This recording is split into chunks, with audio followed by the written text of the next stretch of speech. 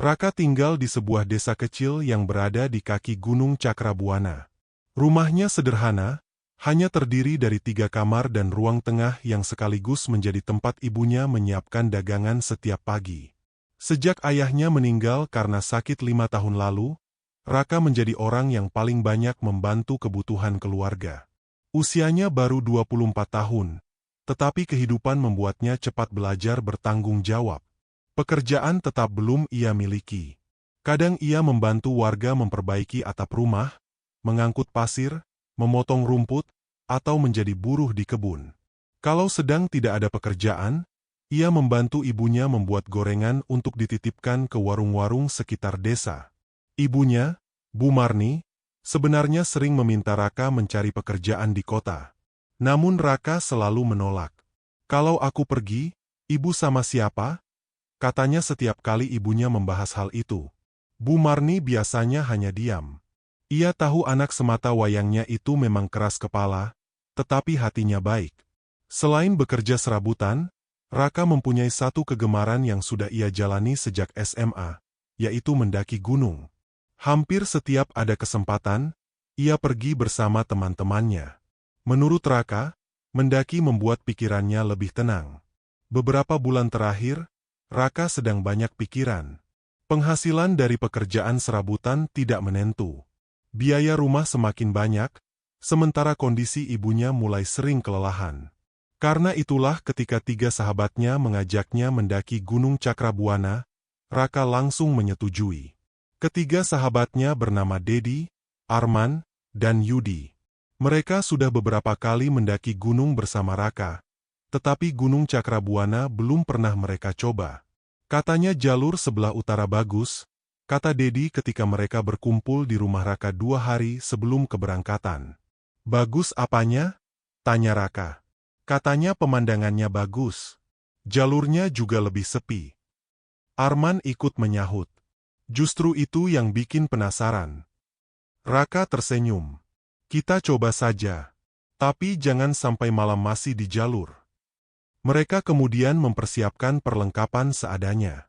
Karena hanya berencana mendaki 1 hari dan kembali sebelum malam, mereka tidak membawa terlalu banyak barang.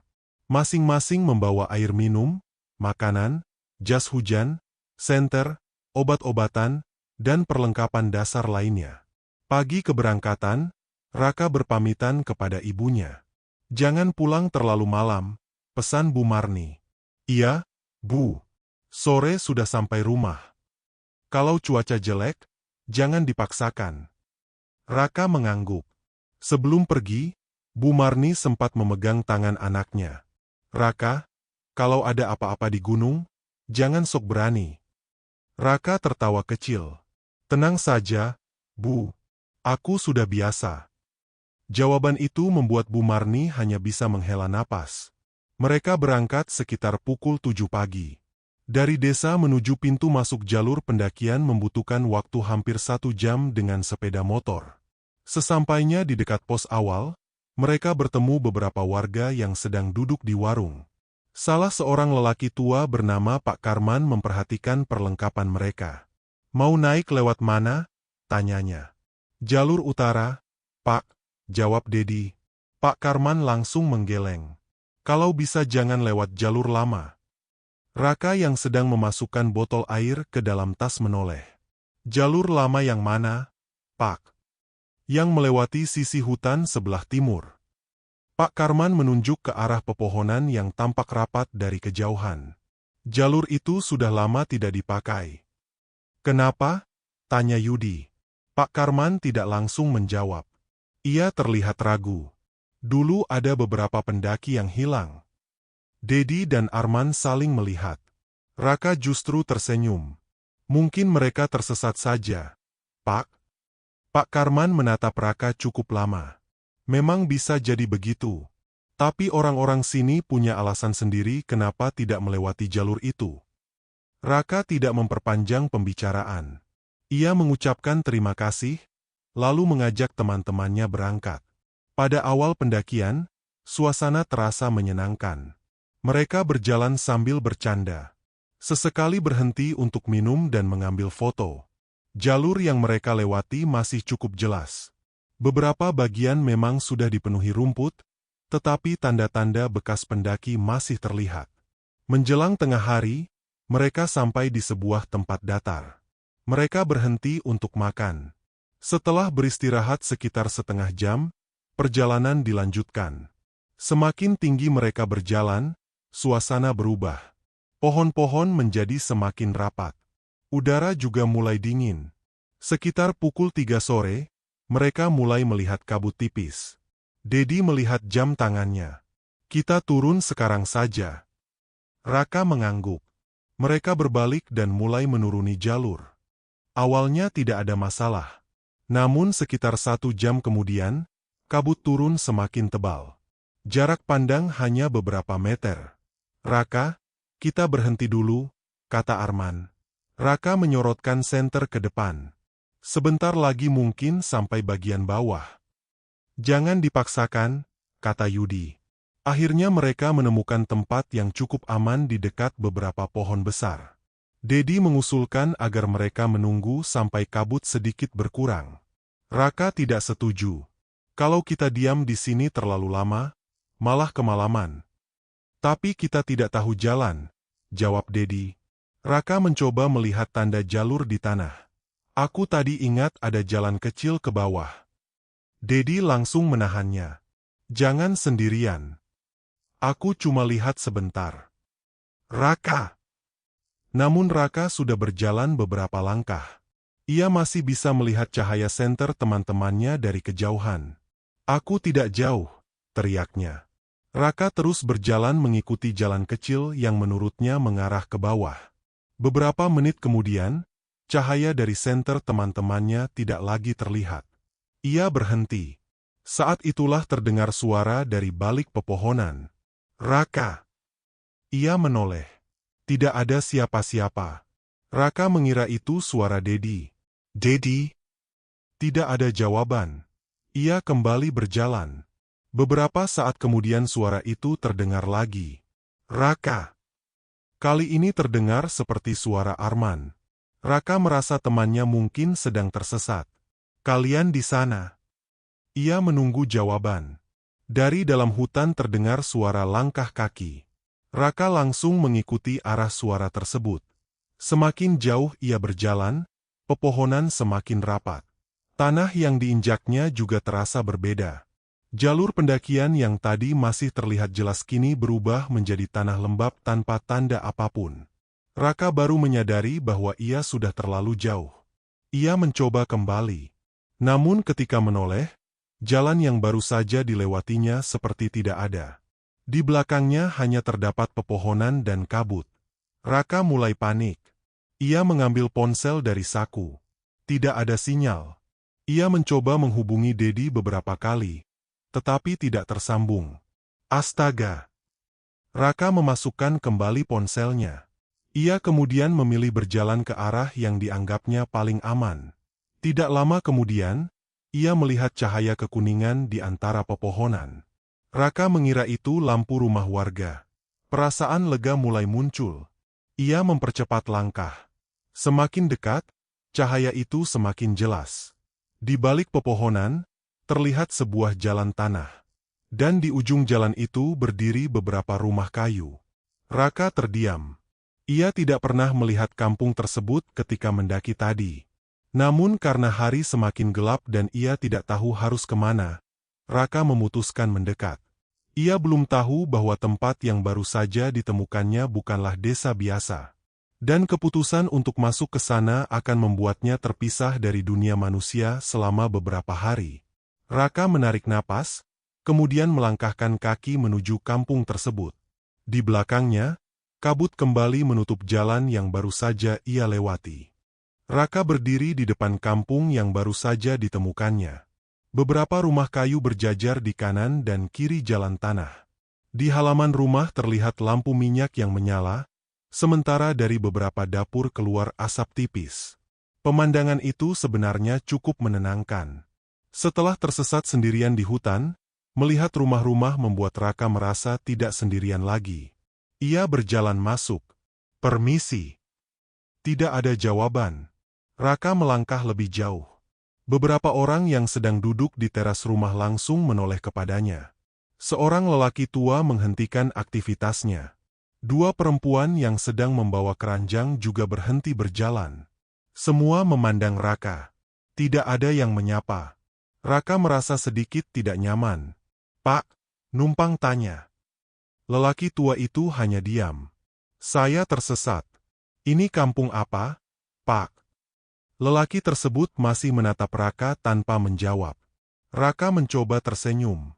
"Saya pendaki. Tadi terpisah dari teman-teman." Bukannya membantu, lelaki itu justru berdiri dan masuk ke dalam rumah. Pintu kayu ditutup. Raka mengernyitkan dahi. "Kenapa orang-orang di sini?" Ia kemudian berjalan lagi. Tidak lama kemudian seorang perempuan tua keluar dari rumahnya. Usianya mungkin sekitar 60 tahun. Rambutnya sudah memutih dan ia mengenakan pakaian sederhana seperti orang desa pada zaman dulu. Perempuan itu menghampiri Raka dengan langkah pelan. "Kamu dari mana?" "Dari gunung, Bu. Saya tersesat." Perempuan itu melihat ke belakang Raka. "Sendirian?" "Iya." "Temanmu ada di mana?" "Terpisah." Perempuan tersebut menarik napas. "Kamu harus hati-hati." Raka mengira akhirnya ada orang yang mau membantunya. "Bu, saya mau turun dari sini. Bisa tunjukkan jalan?" Perempuan itu justru terlihat semakin cemas. "Jangan keluar malam ini." "Kenapa?" Perempuan itu tidak langsung menjawab. "Kamu masuk ke sini saat matahari hampir tenggelam." Raka melihat langit. Memang sudah mulai gelap. "Kalau saya tidak keluar sekarang, bagaimana saya bisa pulang?" Perempuan itu mendekat. "Kalau nanti kentongan berbunyi 3 kali, jangan keluar rumah." Raka terdiam. "Kenapa?" "Pokoknya jangan." Perempuan tersebut kemudian menunjuk sebuah rumah kosong di ujung jalan. "Kalau kamu tidak punya tempat tinggal, tidur saja di sana." Raka melihat rumah yang ditunjuk. "Terima kasih, Bu." Perempuan itu berbalik dan berjalan cepat menuju rumahnya. Sebelum masuk, ia kembali menoleh. "Dan satu lagi." "Apa, Bu?"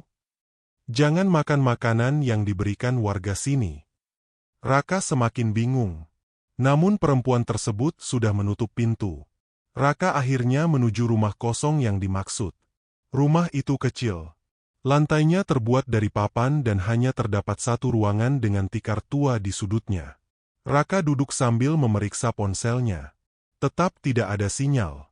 Ia mencoba menyalakan aplikasi peta. Posisi yang muncul membuatnya semakin bingung karena titik lokasinya tidak bergerak. Raka mematikan ponsel. "Besok pagi aku cari jalan keluar." Ia mencoba meyakinkan dirinya sendiri. Malam semakin gelap. Dari luar rumah terdengar suara orang berjalan. Sesekali terdengar percakapan, tetapi Raka tidak bisa memahami apa yang mereka bicarakan. Kemudian terdengar suara anak kecil tertawa. Raka membuka pintu sedikit. Jalan kampung sudah sepi. Tidak ada anak-anak. Ia menutup pintu kembali. Beberapa menit kemudian terdengar suara kentongan. "Tong!" Raka langsung teringat pesan perempuan tua tadi. "Tong!" Suara kedua terdengar. Raka mulai merasa tidak nyaman. "Tong!" Suara ketiga terdengar. Setelah itu suasana kampung berubah. Semua rumah langsung menutup pintunya. Lampu yang sebelumnya terlihat di beberapa halaman juga satu persatu dipadamkan. Raka berdiri di dekat jendela. Ia melihat jalan kampung yang sekarang benar-benar kosong. Kenapa mereka semua masuk rumah? Raka tidak berani keluar. Namun rasa penasaran membuatnya tetap mengintip dari celah dinding. Tidak lama kemudian, ia melihat seseorang berjalan di ujung jalan. Sosok itu sangat tinggi. Raka hanya bisa melihatnya sebentar karena sosok tersebut masuk ke dalam sebuah gang. Raka mundur. Ia memutuskan tidak memikirkan hal itu. Beberapa waktu kemudian, perutnya mulai lapar. Ia baru ingat bahwa makanan yang dibawanya hampir habis. Raka membuka tas. Tersisa satu bungkus nasi dan sedikit air. Ia makan perlahan. Setelah selesai, ia mencoba tidur. Namun suara aneh mulai terdengar dari luar. Ada suara seperti orang mengetuk kayu. Tok, tok, tok. Raka membuka mata. Ketukan itu terdengar dari rumah sebelah. Kemudian berhenti. Beberapa saat kemudian terdengar lagi dari rumah yang berbeda. Tok, tok, tok. Raka menahan napas. Ia tidak tahu siapa yang berjalan di luar. Pagi akhirnya tiba. Ketika membuka pintu, Raka melihat kampung tersebut kembali seperti biasa. Warga mulai beraktivitas. Ada yang menyapu halaman, membawa kayu bakar, dan pergi ke kebun. Raka merasa sedikit lega. Ia memutuskan mencari jalan keluar. Ia berjalan mengikuti jalan yang menurutnya menuju arah datangnya. Setelah berjalan sekitar 20 menit, ia menemukan sebuah persimpangan. Raka memilih jalan sebelah kiri. Setelah melewati beberapa rumah, ia melihat sebuah pohon besar. Ia terus berjalan. Anehnya, beberapa menit kemudian ia kembali melihat pohon yang sama. Raka berhenti. Ini tadi pohon yang sama. Ia mencoba jalan lain. Kali ini ia melewati jembatan kayu kecil. Namun setelah berjalan cukup jauh, jembatan itu muncul lagi di depannya. Raka mulai panik. Ia mencoba kembali ke kampung. Setelah berjalan beberapa saat, ia justru kembali ke persimpangan yang sama. Ini tidak mungkin. Raka duduk sebentar. Ia mulai merasa ada sesuatu yang salah dengan tempat tersebut. Seorang warga laki-laki lewat di depannya. Raka segera berdiri. Pak! Lelaki itu berhenti. Kalau saya mau turun dari sini lewat mana? Lelaki tersebut tersenyum tipis. Kenapa mau turun? Saya punya keluarga di bawah. Lelaki itu hanya menjawab pelan. Kalau sudah masuk, jangan buru-buru pulang.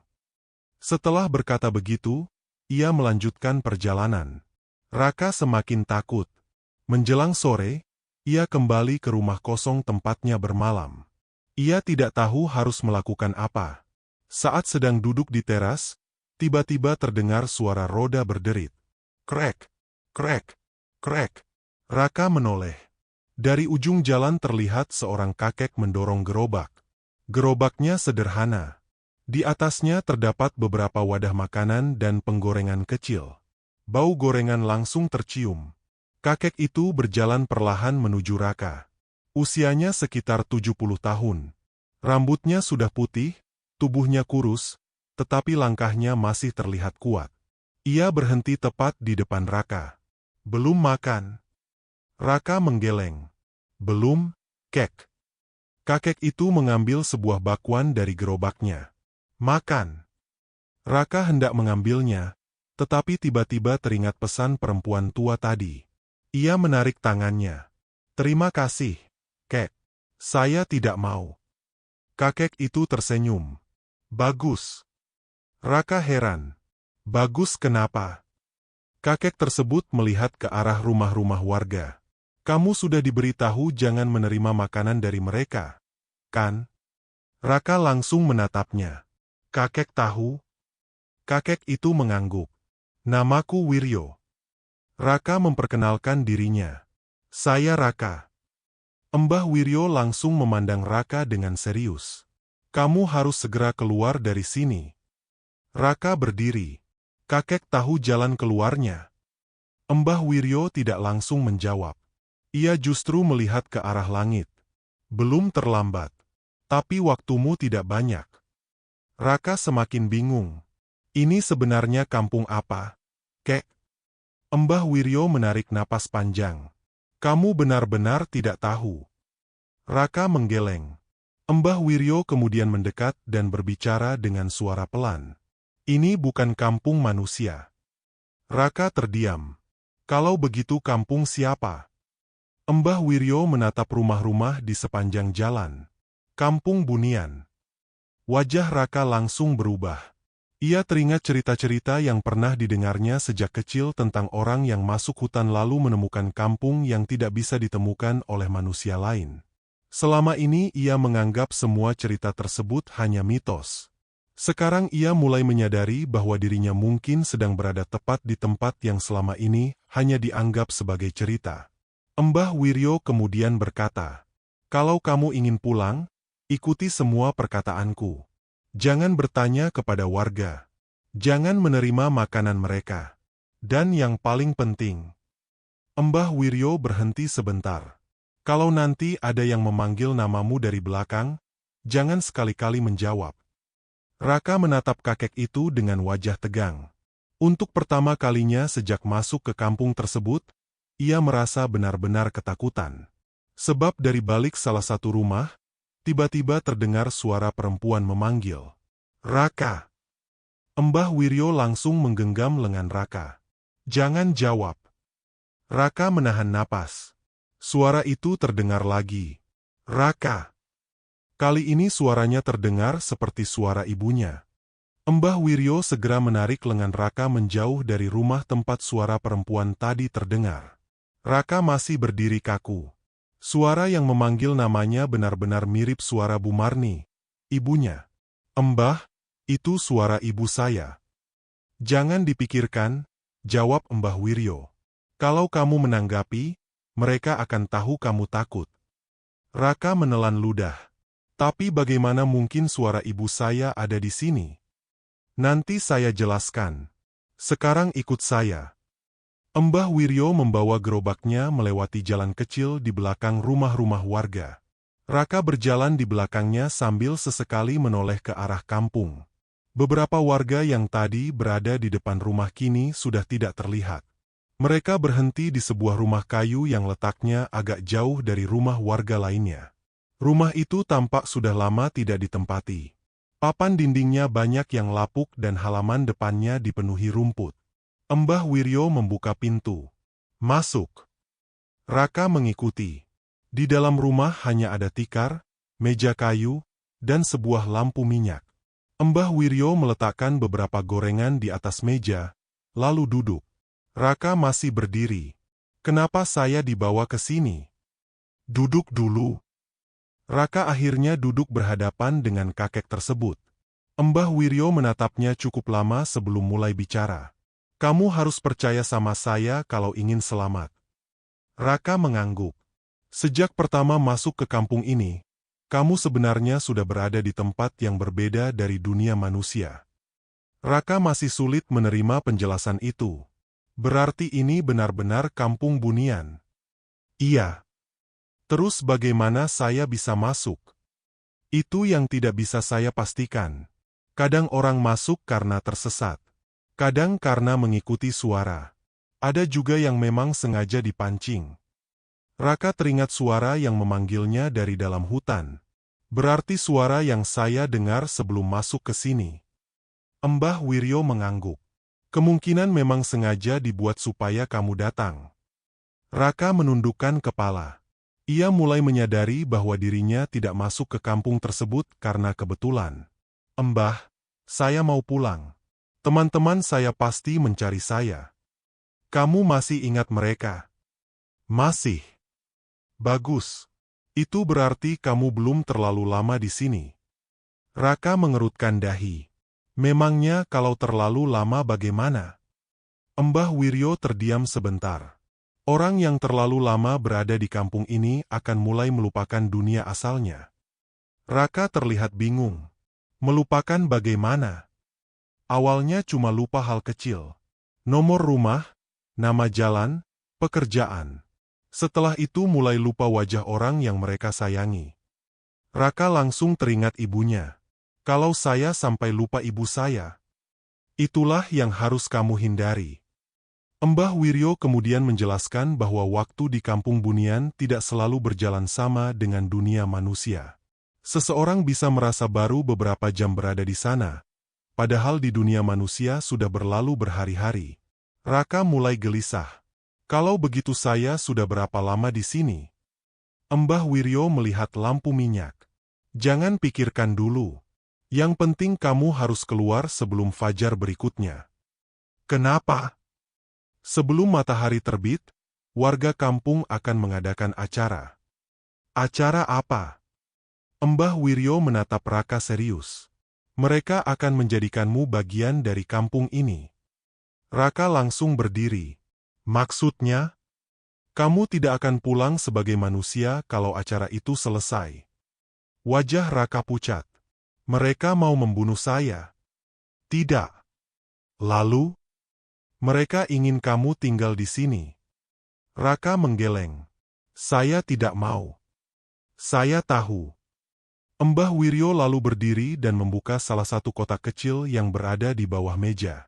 Di dalamnya terdapat beberapa benda sederhana, seperti benang putih, kapur, botol kecil berisi air, dan sebilah pisau tua. Raka memandang benda-benda itu. Untuk apa? Perlengkapan saya kalau harus membawa orang keluar. Raka semakin penasaran. Mbah sebenarnya siapa? Mbah Wiryo tidak langsung menjawab. Saya sudah puluhan tahun berjualan di sekitar gunung ini. Berarti Mbah memang manusia. Dulu. Jawaban itu membuat Raka terdiam. Mbah Wiryo kemudian menjelaskan bahwa bertahun-tahun lalu ia juga pernah tersesat di kawasan gunung tersebut. Saat itu ia masih muda. Ia menemukan kampung bunian seperti yang ditemukan Raka. Ia berhasil kembali ke dunia manusia. Tetapi sejak saat itu dirinya dapat melihat hal-hal yang tidak bisa dilihat orang lain. Sejak itulah Mbah Wiryo sering menemukan orang yang tersesat dan berusaha membantu mereka. Kenapa jualan gorengan? Raka bertanya dengan polos. Mbah Wiryo tersenyum. Karena orang yang tersesat biasanya lapar. Raka ikut tersenyum tipis. Namun senyum itu segera hilang ketika Mbah Wiryo kembali serius. Dan gerobak ini sudah saya gunakan untuk mencari manusia yang masuk ke sini. Berarti Mbah sering menemukan orang seperti saya. Beberapa berhasil diselamatkan. Mbah Wiryo menggeleng. Tidak semuanya. Suasana rumah langsung hening. Mbah Wiryo kemudian memberitahu Raka aturan yang harus diingat. Pertama, jangan menerima makanan dari warga sini. Raka mengangguk. Kedua, kalau ada yang memanggil dari belakang, jangan jawab. Raka mengangguk lagi. Ketiga, kalau kamu mendengar suara ibu, ayah, teman, atau siapapun yang kamu kenal, jangan menoleh. Raka terdiam. Keempat, jangan masuk ke rumah yang pintunya terbuka sendiri. Kenapa? Karena rumah itu bukan tempat untuk manusia. Raka mengangguk pelan.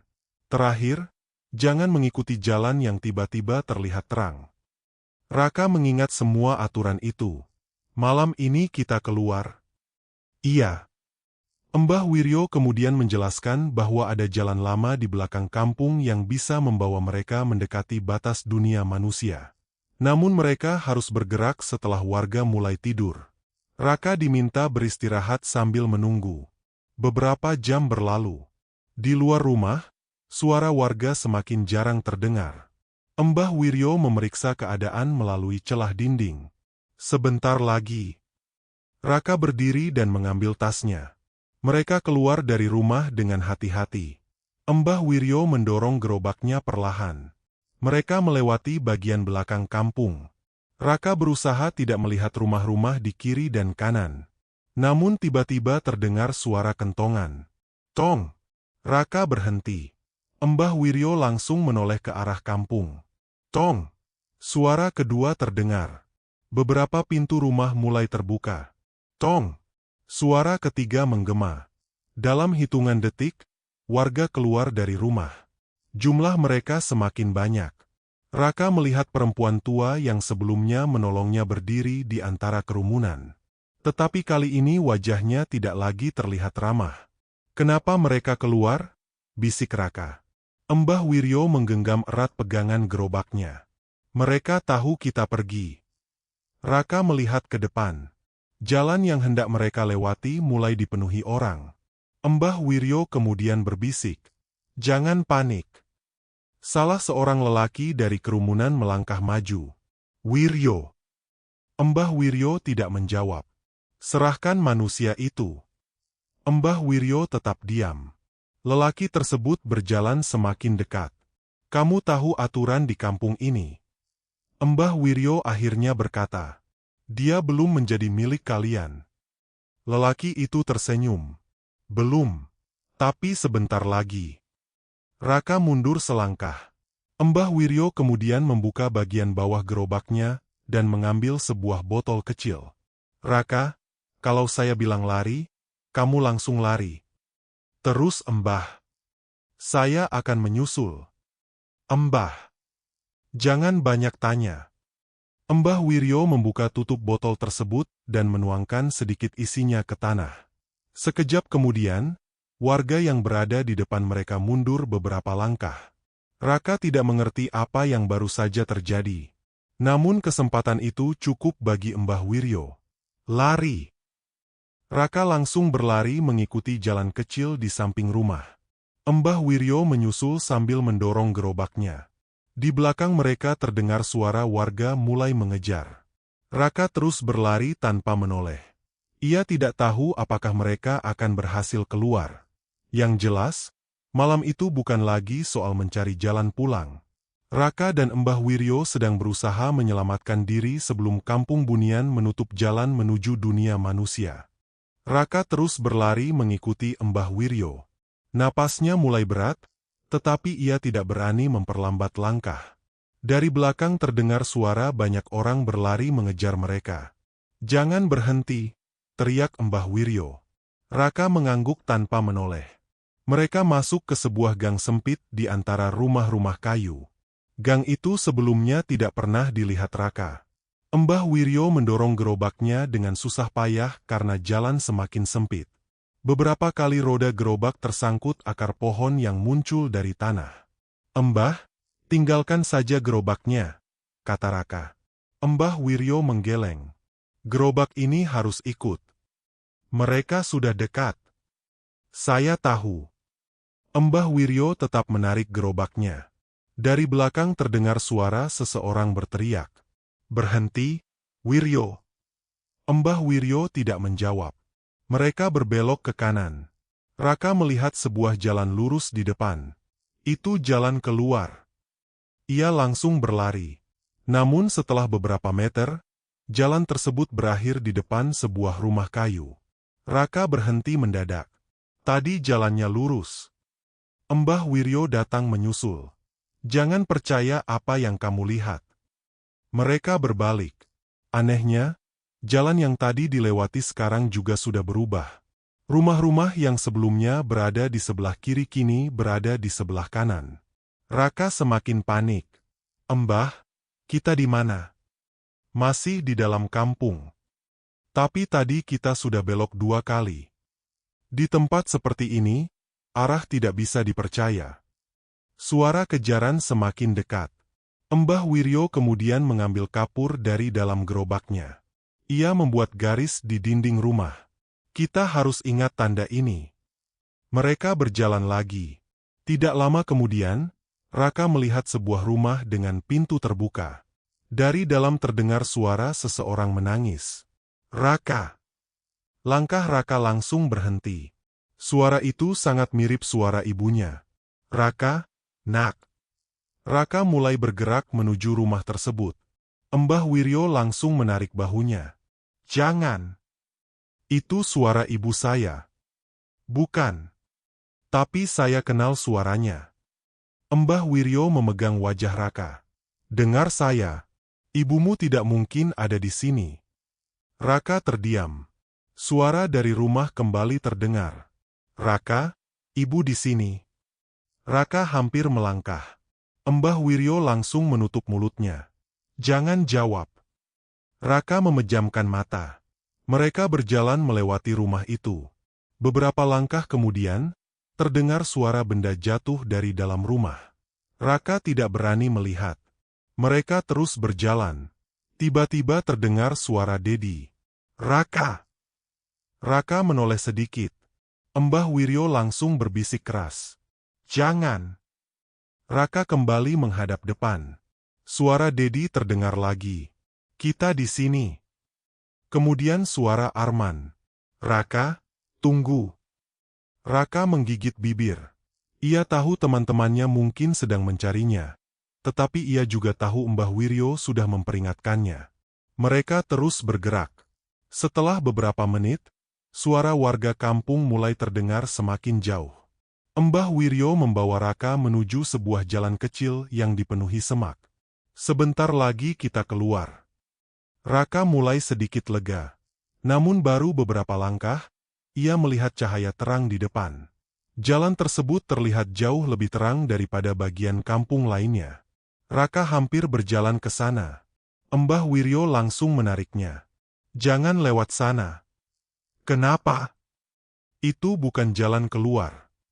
Tapi kelihatannya seperti jalan menuju hutan. Justru itu. Mbah Wiryo menunjuk jalan lain yang gelap di sebelah kanan. Kita lewat sana. Raka ragu. Gelap sekali. Memang harus gelap. Mereka masuk ke jalan tersebut. Beberapa meter kemudian, suara kampung mulai hilang. Pepohonan mulai terlihat. Raka tahu mereka sudah mendekati hutan. Mbah Wiryo mendorong gerobaknya lebih cepat. Yang baru dikenalnya. Namun sebelum mereka benar-benar keluar, terdengar suara langkah dari belakang. Mbah Wiryo berhenti. Raka ikut berhenti. Dari antara rumah-rumah terlihat beberapa orang berdiri. Di depan mereka ada seorang lelaki tua yang belum pernah Raka lihat sebelumnya. Pakaiannya berbeda dari warga lainnya. Ia mengenakan pakaian hitam sederhana dan membawa tongkat kayu. Mbah Wiryo menatap lelaki itu. Sudah lama saya tidak bertemu kamu. Lelaki itu tersenyum. Kamu masih saja membawa manusia keluar. Dia bukan milik kalian. Semua manusia yang masuk ke sini menjadi urusan kami. Raka berdiri di belakang Mbah Wiryo. Lelaki itu kemudian memandang Raka. Raka. Raka terkejut. Dia tahu nama saya. Mbah Wiryo mengangkat tangannya. Jangan jawab. Lelaki tersebut tersenyum. Namamu sudah lama dikenal di sini. Raka semakin bingung. Mbah, maksudnya apa? Mbah Wiryo tidak menjawab. Lelaki tua itu berkata, kamu tidak tahu siapa keluargamu sebenarnya. Raka diam. Ayahmu pernah datang ke sini. Raka langsung menatap Mbah Wiryo. Ayah. Lelaki tersebut melanjutkan. Puluhan tahun lalu, ayahmu masih muda. Ia masuk ke kampung ini bersama dua temannya. Mbah Wiryo akhirnya bicara. Jangan bawa-bawa keluarganya. Kenapa tidak? Dia berhak tahu. Raka merasa dadanya sesak. Ayah saya pernah ke sini. Lelaki itu mengangguk. Dia tidak pernah kembali. Raka langsung teringat cerita ibunya. Selama ini Bu Marni hanya mengatakan bahwa ayahnya meninggal setelah sakit cukup lama. Tidak pernah ada cerita tentang gunung atau orang hilang. Lelaki tersebut melanjutkan. Keluargamu sudah memiliki hubungan dengan tempat ini sejak lama. Raka tidak mengerti. Hubungan apa? Kamu akan tahu kalau tinggal di sini. Mbah Wiryo berdiri di depan Raka. Cukup. Lelaki itu mengangkat tongkatnya. Kamu tidak bisa membawa dia pergi. Mbah Wiryo mengambil botol kecil yang tadi disimpannya. Kita lihat nanti. Lelaki tersebut memberi isyarat. Beberapa warga mulai maju. Mbah Wiryo membuka tutup botol dan menaburkan cairannya ke tanah. Para warga langsung berhenti. Mbah Wiryo kemudian mengambil kapur dan membuat garis di tanah. Raka, kalau saya bilang lari, jangan berhenti. Raka mengangguk. Kalau dengar suara siapapun, jangan menoleh. Iya. Mbah Wiryo memandang jalan di depan. Kemudian ia berteriak. Lari. Raka langsung berlari. Ia melewati garis yang dibuat Mbah Wiryo dan masuk ke jalan setapak menuju hutan. Di belakangnya terdengar keributan. Raka ingin menoleh, tetapi ia mengingat pesan Mbah Wiryo. Ia terus berlari. Tidak lama kemudian terdengar suara ibunya. Raka, pulang, nak. Raka terus berjalan. Kemudian suara ayahnya. Raka, tunggu ayah. Langkah Raka sempat melambat. Ia hampir menoleh. Namun ia menggenggam tali tasnya kuat-kuat. Ini bukan ayah. Ia terus berjalan. Suara lain muncul. Dedi memanggil. Arman memanggil. Yudi memanggil. Semua meminta Raka berhenti.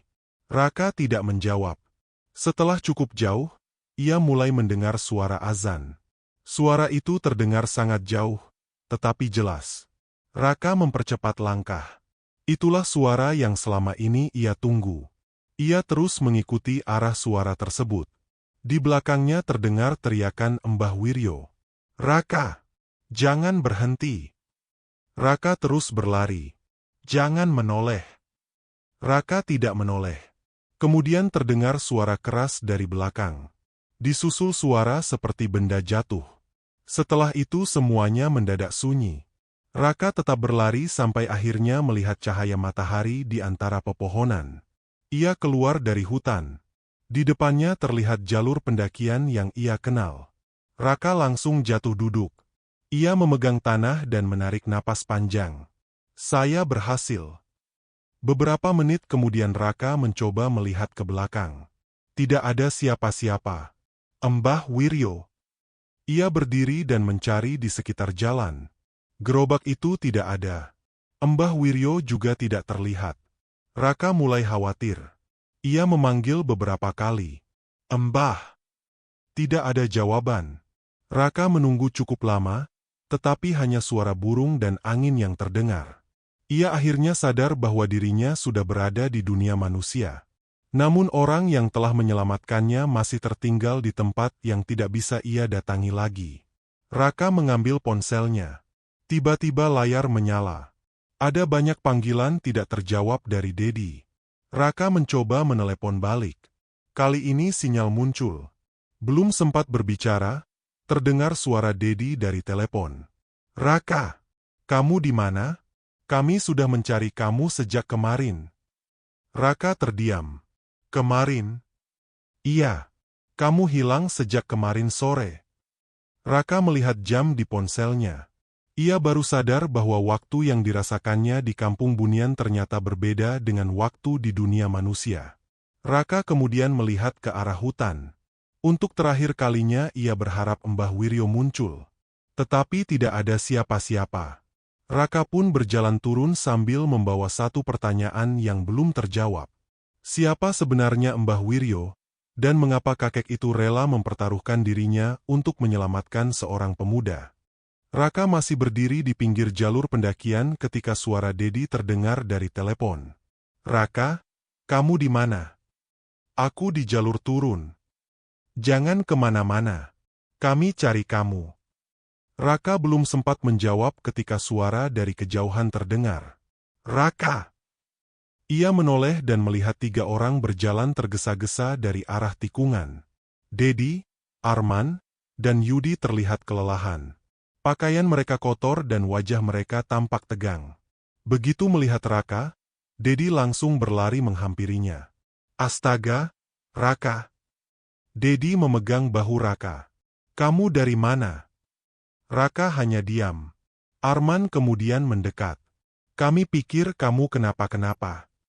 Raka melihat wajah ketiga temannya satu persatu. "Kalian mencari aku sejak kapan?"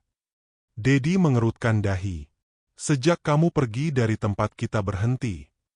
"Berapa lama?" "Sudah 3 hari." Raka langsung menggeleng. "Tidak mungkin." Yudi menunjukkan ponselnya. "Lihat tanggalnya." Raka mengambil ponsel tersebut. Ia terdiam ketika melihat tanggal yang tertera. 3 hari telah berlalu. Padahal menurut perasaannya, ia hanya berada di kampung Bunian selama 1 malam. "Jadi aku hilang selama 3 hari?" "Iya." Dedi menatap Raka dengan penuh tanda tanya. "Kamu sebenarnya kemana?" Raka tidak langsung menjawab. Ia masih mencoba memahami apa yang baru saja dialaminya. "Di sini aku ketemu kampung." Arman mengerutkan dahi. "Kampung?" Raka mengangguk. "Ada rumah-rumah, ada warga. Tapi tempatnya aneh." Dedi saling pandang dengan Arman dan Yudi. Raka kemudian menceritakan semuanya. Ia menceritakan tentang kampung yang tidak pernah mereka lihat ketika mendaki, warga yang bersikap aneh, jalan yang selalu membawanya kembali ke tempat yang sama, sampai pertemuannya dengan Mbah Wiryo. Ketika Raka menyebut nama tersebut, ketiga temannya terlihat bingung. "Mbah Wiryo siapa?" tanya Yudi. "Penjual gorengan. Dia yang menolong aku." "Penjual gorengan di tengah gunung?" Raka mengangguk. "Iya." Dedi menggeleng. "Selama 3 hari kami keliling di sekitar sini. Kami tidak pernah melihat penjual gorengan." Raka tidak membantah. Ia hanya memandang ke arah hutan. "Dia menyelamatkan aku." Mereka akhirnya memutuskan turun bersama. Sepanjang perjalanan, Raka beberapa kali melihat ke belakang. Ia berharap melihat Mbah Wiryo muncul dari balik pepohonan dengan gerobaknya. Tetapi tidak ada siapa-siapa. Sesampainya di pos pendakian, beberapa warga langsung menghampiri mereka. Mereka sudah mengetahui bahwa Raka ditemukan. Pak Karman, lelaki tua yang sebelumnya memperingatkan mereka, ikut datang. Begitu melihat Raka, ia langsung mendekat. "Kamu baik-baik saja?" Raka mengangguk. "Pak, saya mau tanya sesuatu." "Apa?" Raka menarik napas.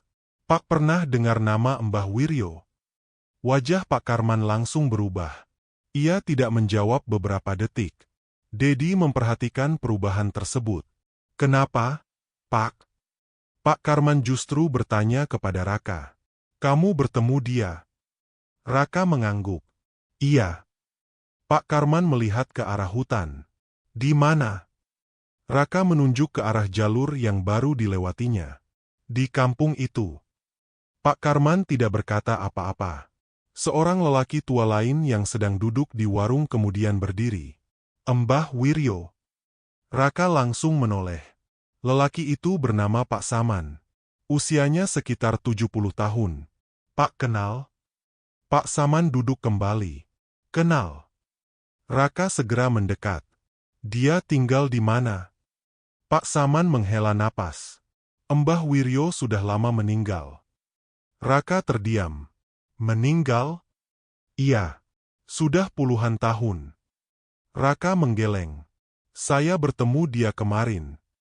Pak Saman menatap Raka dengan serius. "Kamu yakin orangnya sama?" Raka kemudian menjelaskan ciri-cirinya. Rambut putih, tubuh kurus, pakaian sederhana, gerobak kayu, dan cara berjalan yang sedikit membungkuk. Pak Saman mengangguk pelan. "Itu memang Mbah Wiryo." Raka semakin bingung. Bagaimana dia meninggal? Pak Saman menceritakan bahwa Mbah Wiryo dahulu memang dikenal sebagai penjual gorengan keliling. Ia sering berjualan di sekitar kaki gunung. Sekitar puluhan tahun lalu, ada seorang pendaki muda yang hilang. Mbah Wiryo ikut membantu pencarian. Ia masuk ke hutan seorang diri. Namun setelah itu justru Mbah Wiryo tidak pernah kembali. Warga hanya menemukan gerobaknya di dekat sebuah sungai kecil. Sejak saat itu, orang-orang percaya bahwa Mbah Wiryo meninggal ketika mencari pendaki tersebut. Raka terdiam cukup lama. "Gerobaknya seperti apa, Pak?" Pak Saman menjelaskan bentuknya. Raka langsung mengangguk. "Benar. Itu gerobaknya." Dedi ikut mendengarkan. "Jadi orang yang ditemui Raka." Pak Saman tidak menyelesaikan kalimatnya. Raka kemudian bertanya, "Pak, apakah Mbah Wiryo pernah punya anak?" Pak Saman menggeleng. "Setahu saya tidak." "Terus kenapa dia masih membantu orang yang tersesat?" Pak Saman menjawab pelan. "Mungkin karena semasa hidupnya memang begitu. Dia tidak tega melihat orang kesusahan."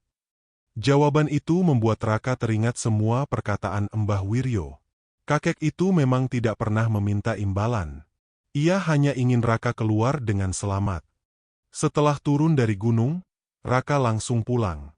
Bu Marni sudah menunggu di depan rumah. Begitu melihat anaknya, ia langsung memeluk Raka. "Kamu kemana saja?" Raka hanya bisa meminta maaf. "Ibu kira kamu sudah kenapa-kenapa." Raka kemudian menceritakan sebagian kejadian yang dialaminya. Ia tidak menceritakan semuanya karena takut ibunya semakin cemas. Namun satu hal yang ia ceritakan adalah tentang seorang kakek penjual gorengan yang menolongnya. Bu Marni terdiam. Namanya siapa? Mbah Wiryo. Wajah Bu Marni berubah. Kamu yakin? Iya. Bu Marni kemudian berkata bahwa sejak kecil ia pernah mendengar nama tersebut dari ayah Raka. Kenapa ayah pernah menyebut namanya? Bu Marni terlihat ragu. Dulu ayahmu pernah cerita bahwa waktu masih muda, dia pernah tersesat di gunung. Katanya ada penjual gorengan tua yang menunjukkan jalan. Raka langsung teringat perkataan sesepuh kampung Bunian. Ayahnya memang pernah masuk ke tempat itu. Selama ini keluarganya tidak pernah mengetahui cerita tersebut secara lengkap. Raka akhirnya memahami bahwa pertemuannya dengan Mbah Wiryo bukanlah sesuatu yang terjadi secara kebetulan. Beberapa hari kemudian, kehidupan di rumah kembali normal. Raka kembali bekerja membantu warga dan ibunya. Namun dirinya sudah berubah. Ia tidak lagi merasa dirinya paling tahu ketika berada di gunung. Ia juga tidak pernah lagi menganggap cerita orang tua sebagai sesuatu yang bisa ditertawakan. Beberapa minggu kemudian, Raka kembali duduk di depan rumah setelah membantu ibunya menyiapkan gorengan. Malam sudah cukup sepi. Tiba-tiba hidungnya mencium aroma bakwan dan pisang goreng. Raka langsung terdiam. Ia mengenal aroma tersebut. Tidak lama kemudian terdengar suara roda kayu dari jalan. Krek, krek, krek. Raka berdiri. Di ujung jalan terlihat seorang kakek mendorong gerobak. Sosoknya sama seperti Mbah Wiryo. Raka tidak berani mengejar. Ia hanya berdiri di tempat. Kakek itu berhenti sebentar dan menoleh ke arahnya. Raka merasa matanya mulai panas. Mbah. Mbah Wiryo tersenyum. Kemudian terdengar suaranya. Jaga diri baik-baik, nak. Raka ingin menjawab, tetapi sebelum sempat berbicara, kakek itu sudah tidak terlihat. Gerobaknya pun menghilang. Raka masih berdiri di depan rumah. Tidak lama kemudian Bu Marni keluar. Kamu lihat apa? Raka menggeleng sambil tersenyum kecil. Tidak apa-apa, Bu. Sejak malam itu, setiap kali ibunya membuat gorengan, Raka selalu menyisihkan satu bungkus dan meletakkannya di dekat pagar rumah. Ia tidak tahu siapa yang mengambilnya. Namun setiap pagi, makanan itu selalu sudah tidak ada. Raka tidak pernah lagi mencari tahu. Baginya, Mbah Wiryo sudah melakukan sesuatu yang tidak akan pernah bisa ia balas. Seorang kakek penjual gorengan telah menyelamatkan hidupnya ketika tidak ada seorang pun dari dunia manusia yang mampu menemukannya. Dan Raka sadar, mungkin Mbah Wiryo memang sudah lama meninggal. Tetapi selama masih ada orang yang tersesat di sekitar gunung, mungkin kakek itu masih akan terus berkeliling dengan gerobaknya, membantu siapapun yang benar-benar membutuhkan jalan pulang. Bertahun-tahun telah berlalu sejak Raka mengalami kejadian di Gunung Cakrabuana. Raka kini tidak lagi sering mendaki seperti dulu. Ia lebih memilih menjalani kehidupan sederhana di desanya sambil membantu Bu Marni. Sesekali ia masih naik ke daerah kaki gunung, tetapi selalu bersama orang lain dan tidak pernah menganggap remeh aturan yang berlaku di sana. Pengalaman di kampung Bunian membuat Raka berubah. Dulu ia sering menganggap nasihat orang tua sebagai cerita yang dibuat untuk menakut-nakuti anak muda. Sekarang ia justru menjadi orang yang paling sering mengingatkan para pendaki agar berhati-hati. Kalau ada pemuda desa yang hendak mendaki, Raka selalu berpesan agar mereka tidak memaksakan diri ketika cuaca berubah. Kalau sudah sore dan kabut turun, jangan sok berani. Lebih baik berhenti dan cari tempat aman, katanya. Ia juga selalu mengingatkan agar tidak mengikuti suara yang tidak jelas asalnya. Beberapa orang memang menertawakannya. Namun Raka tidak pernah marah. Ia hanya tersenyum. Mereka tidak tahu apa yang pernah dialaminya. Raka sendiri tidak pernah menceritakan seluruh kejadian kepada banyak orang. Ia hanya menceritakannya kepada orang-orang yang menurutnya perlu mendengar. Tentang kampung yang tidak ada di peta. Tentang warga yang bukan manusia. Dan tentang seorang kakek penjual gorengan bernama Mbah Wiryo yang telah menyelamatkan nyawanya. Sementara itu, warga desa masih sering mengalami kejadian aneh. Setiap beberapa bulan sekali, Terutama ketika malam sudah sepi, beberapa warga mengaku mencium aroma gorengan dari arah jalan menuju gunung. Kadang terdengar suara roda gerobak melewati jalan. Krek, krek, krek. Ketika warga keluar rumah untuk melihat, tidak ada siapapun. Jalan terlihat kosong. Tidak ada gerobak. Tidak ada penjual gorengan. Hanya aroma bakwan dan pisang goreng yang perlahan menghilang. Orang-orang tua di desa tidak pernah merasa heran. Mereka percaya bahwa itu adalah Mbah Wiryo. Sejak meninggal, sosoknya dipercaya masih berkeliling di sekitar gunung untuk membantu orang-orang yang tersesat. Tidak semua warga percaya. Namun tidak ada yang berani mengejek cerita tersebut. Raka sendiri masih memiliki kebiasaan yang tidak pernah ia tinggalkan. Setiap kali ibunya membuat gorengan, ia selalu mengambil satu dan meletakkannya di dekat pagar rumah. Kadang bakwan, kadang tahu isi, kadang pisang goreng. Ia tidak pernah memanggil nama Mbah Wiryo. Ia juga tidak pernah meminta apapun. Raka hanya meletakkan makanan tersebut, lalu masuk ke rumah.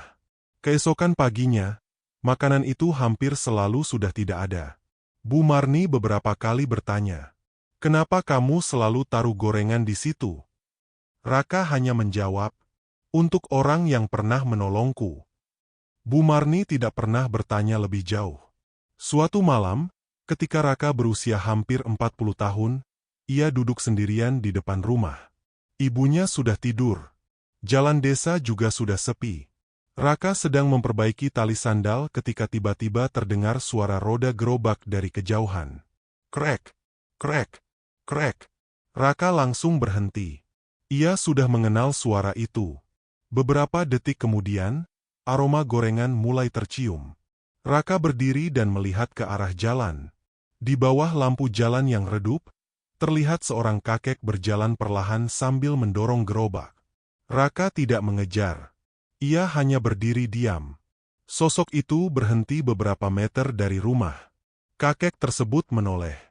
Raka mengenal wajahnya. Mbah Wiryo. Untuk sesaat Raka ingin memanggilnya. Namun ia teringat semua pantangan yang pernah diberikan kakek itu. Jangan sembarangan memanggil. Jangan mengikuti. Jangan mendekat tanpa alasan. Karena itu Raka hanya berdiri di tempat. Mbah Wiryo tersenyum. Tidak ada kata-kata panjang. Ia hanya mengangguk kecil. Setelah itu gerobaknya kembali bergerak menjauh. Krek, krek, krek. Raka memperhatikan sampai bayangan tersebut menghilang di ujung jalan. Pagi harinya, satu bungkus gorengan yang ia letakkan di depan rumah sudah tidak ada. Raka hanya tersenyum. Ia tidak tahu apakah yang mengambilnya benar-benar Mbah Wiryo. Namun ia tidak membutuhkan jawaban. Baginya, kebaikan yang pernah diterima tidak harus selalu dibalas dengan cara yang sama. Yang penting, ia tidak melupakan orang yang pernah menyelamatkan hidupnya. Sejak kejadian itu pula Raka selalu mengajarkan kepada para pendaki muda bahwa gunung bukan tempat untuk menunjukkan siapa yang paling berani. Gunung harus dihormati. Hutan harus dijaga. Nasihat warga setempat jangan dianggap sepele. Dan ketika seseorang tersesat, jangan mengambil keputusan karena panik. Pelajaran dan hikmah. 1. Jangan meremehkan nasihat orang tua. Nasihat yang terdengar sederhana bisa saja berasal dari pengalaman panjang dan dapat menyelamatkan seseorang dari bahaya.